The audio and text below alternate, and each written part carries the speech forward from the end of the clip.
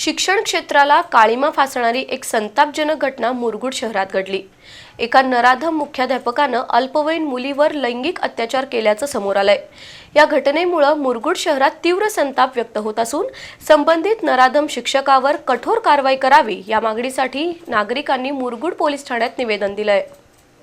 गुरु शिष्याच्या नात्याला काळिमा फासण्याची घटना मुरगुडजवळील एका शिक्षण संस्थेत घडली आहे। एका नामांकित शाळेत मुख्याध्यापक पदावर असलेल्या शिक्षकानं एका अल्पवयीन मुलीवर अत्याचार केला।